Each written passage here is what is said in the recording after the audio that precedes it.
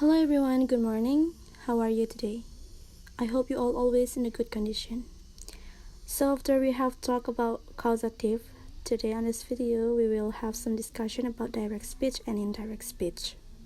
But before that, let me introduce myself first. My name is Dofi Harma Yani. You can call me Dofi. I'm from class A1 Denpasar, majoring English Language Education Department for the third semester. And this video is my project to complete an assignment from Complex Grammar subject by Mirsi Santi. So guys, without any further ado, let's remove the material and please pay your attention. So here are the table of our contents today that we have to talk about it. The first one is the definition of direct and indirect speech. The second one is the reporting clause. The third one is the reporting verbs. The fourth one is the reported clause. And then number 5 is the tense that we use in a make direct and indirect speech. And then the sixth one is the pronoun. The number 7 is the adverbs. And then for the number 8, the last slide, I have an exercise that we have to answer to practice our understanding about direct and indirect speech. And this is the first topic, that is the definition about direct speech and indirect speech. So, for the first, what is direct speech? Well, direct speech is a sentence that is spoken directly by the speakers. And when we write a direct speech, we always put a quotation mark in front of the sentence and in the end of the sentence. For example, she said, "I bought this dress yesterday." And then, what is indirect speech? So indirect speech is a sentence that we use to report the speaker's words to the other person. When we try to repeat what someone said, that's called indirect. And when we write in indirect speech, we don't need to put a quotation mark again in the front of the sentence, even in the end of the sentence. And for the example, she said that she bought that dress yesterday. And for the next topic, that is the reporting clause. Well, what is reporting clause? So, a reporting clause is a clause which shows that you are talking about what someone has said or thought. We usually use a reporting clause within a sentence before or after direct and indirect speech. And reporting clause can be placed before or after the rest of the sentence. For the example, the direct speech, he said, "I having salad for breakfast today." And for the indirect speech is, he said that he had salad for breakfast this day. For the another example is, "I am coming," Jimin shouted. And then for the another example for indirect speech is, "I cleaned my room because he told me to do that." But sometimes a reporting clause can be placed in the middle of the direct speech. And here are some examples. Number 1, you need to finish your homework, that one, or you can't play your game. For another example is, "I lost my wallet," Jenny confessed. "I'm looking for it." And the example number 3, "I couldn't sleep," she said. "I was so scared." And for the next topic, that is the reporting verbs. First of all, I want to say there is so many verbs that we can use to introduce the reported speech. But here, I wanted to tell you about the commonest verbs that we can use to introduce the reported speech. That are say, tell, and ask. And some important aspects about these verbs are words that. And let's talk about that one by one. And let's look at the first verbs, say. The basic verb pattern for using say verbs for reported speech is say plus that, and then we put the clauses in the end of the sentence. For the example, she said that she had already eaten.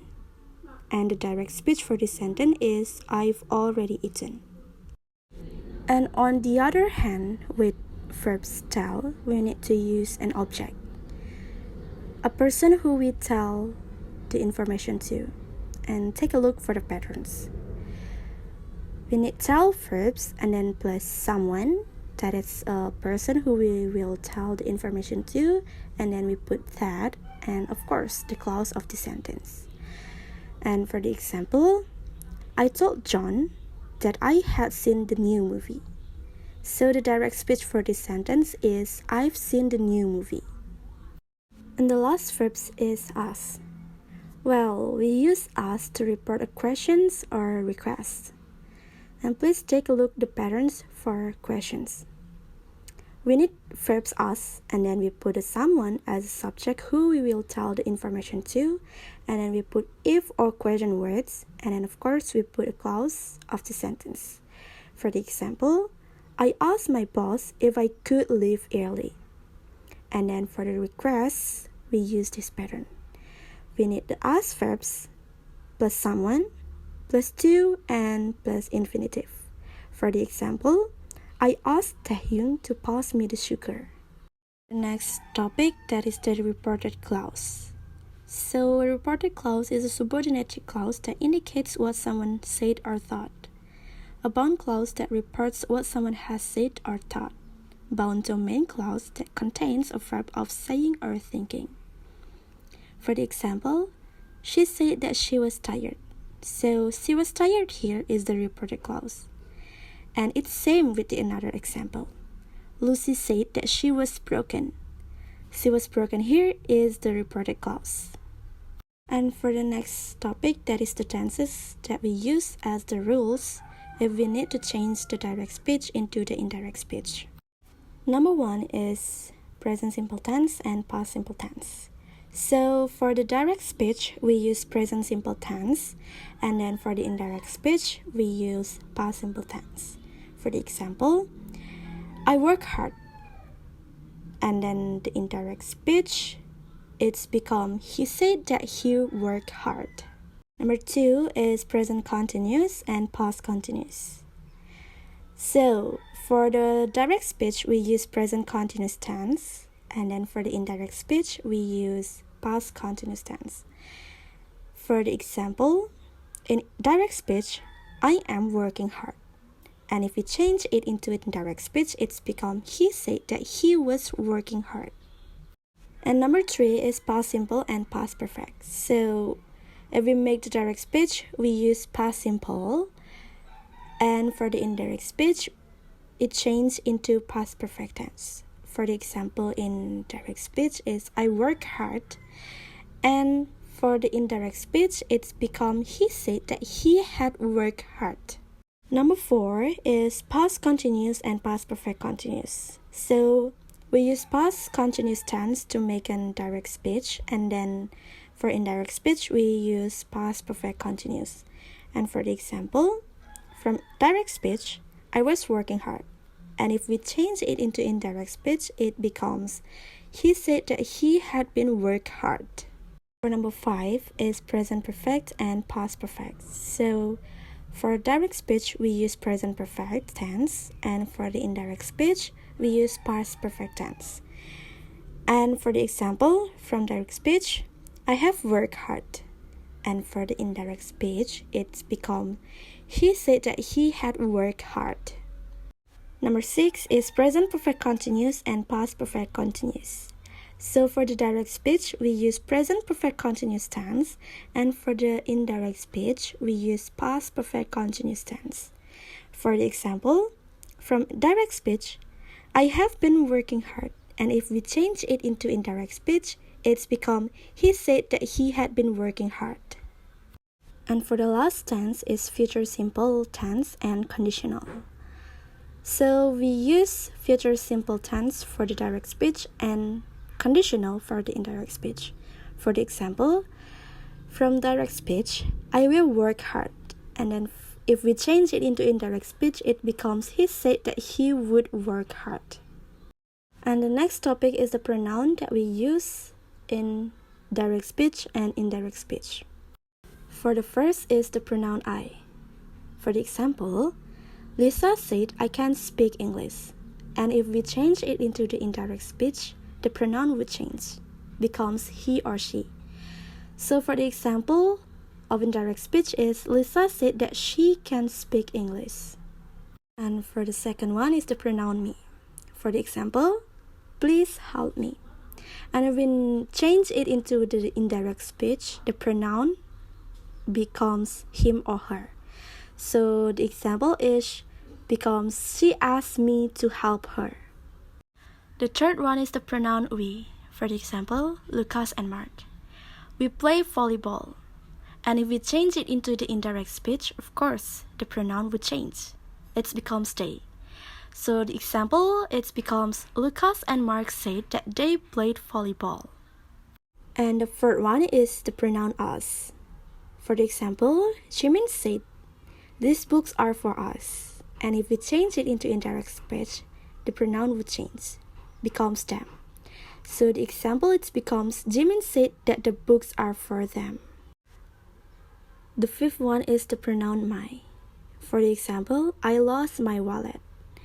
And if we change it into indirect speech, the pronoun would change, becomes his or her. So the example, it's become he confessed that he lost his wallet. And the sixth one is the pronoun mine. So for the example, Dofi said, this ice cream is mine. And if we change it into the indirect speech, the pronoun would change, becomes his or hers. So the example, it becomes Dofi said that the ice cream is hers. And for the last pronoun is the pronoun our. For the example, Amanda said, I am so happy with our baby. And if we change it into indirect speech, the pronoun would change, becomes their.